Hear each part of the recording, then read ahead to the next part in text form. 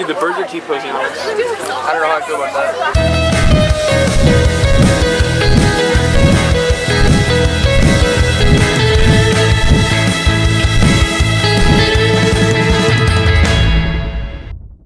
Now we're gonna go hit the safari actually. So let's go do that.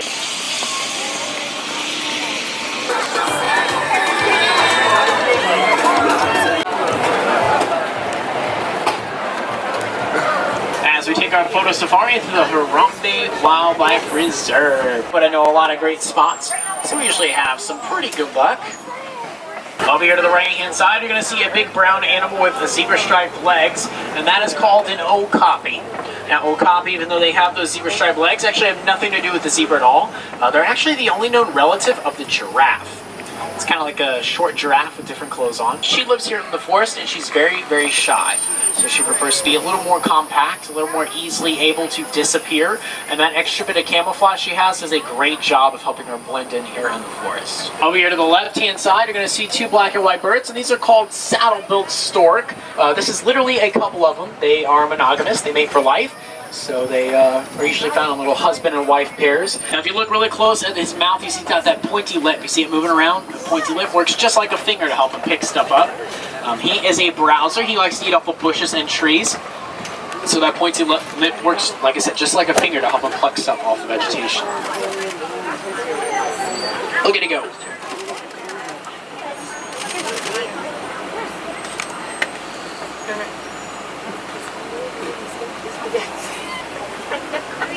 Bongos are often referred to as the ghosts of the forest because they're actually really, really tough to spot.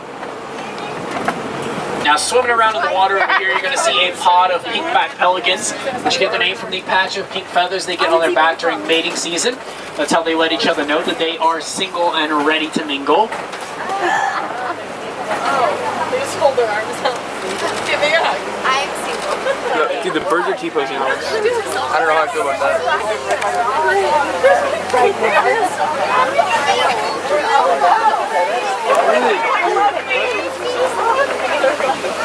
I guess everybody wants to be single yourself. Blobfish? What? I said blobfish. Shush. Come along, use their tusk to poke holes in the trunk, and then drink the water out, kind of like an elephant water tower. It does look like there's a couple of giraffes hanging out around here, guys. You're also going to see these little teeny tiny cinnamon colored antelope running around. Baby giraffes go, guys.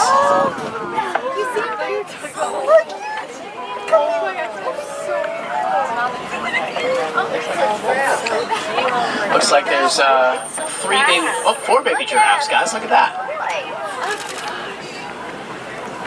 Baby giraffes can be as much as 6 feet tall when they're born, so they get a pretty good little head start on being the tallest land animals in the world.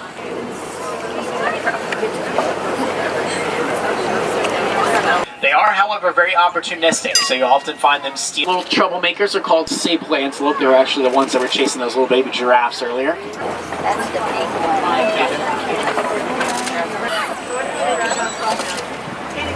one. Domesticated species, they're actually considered to be a symbol of wealth, and the farmers who raise them take a ton of pride in those guys. It does look like there might be a young male elephant over there to the right-hand side, guys. Check that out.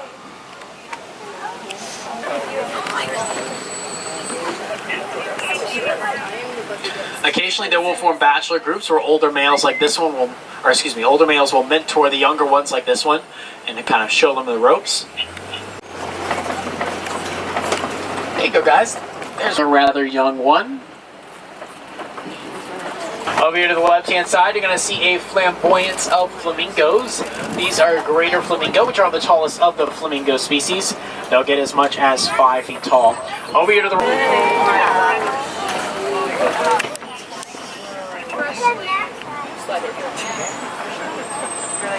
animals in the world, they can reach speeds of up to 60 miles an hour.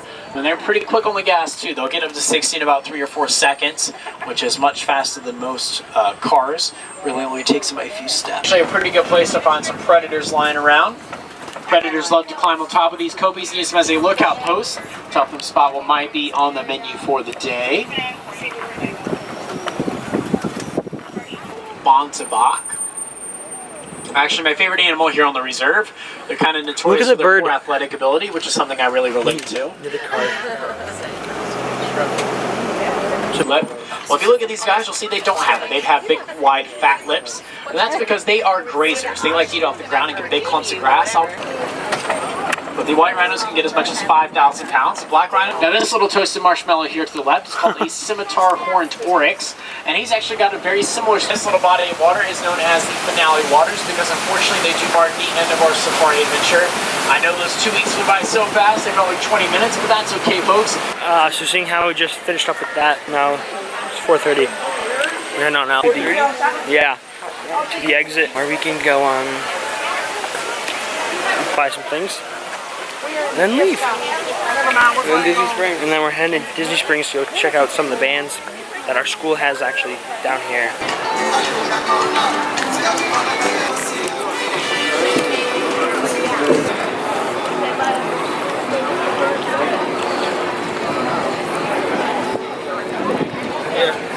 Está bien borracha.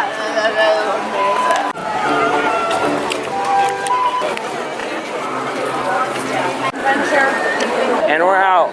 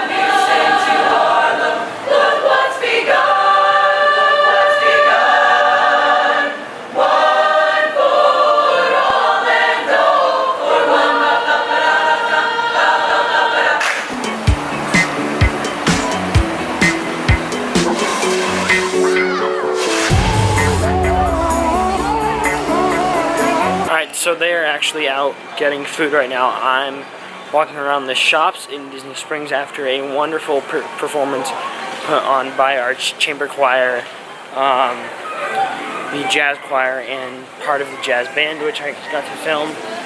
So now I'm just walking around trying to find shops that I might want to look and maybe buy something. I just bought the rest of the gifts that I know I have to, except for ones, because they didn't have everything that I need.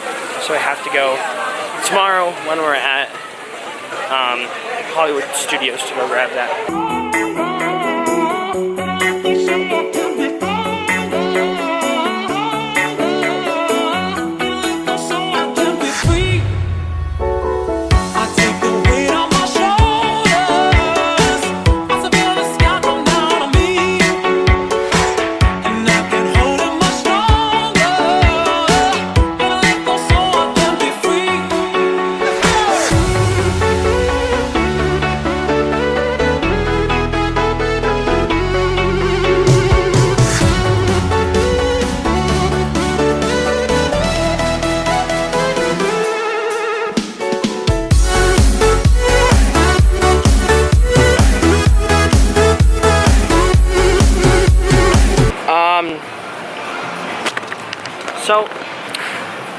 I know they went off to a Mexican restaurant, but I have no clue where that Mexican restaurant is.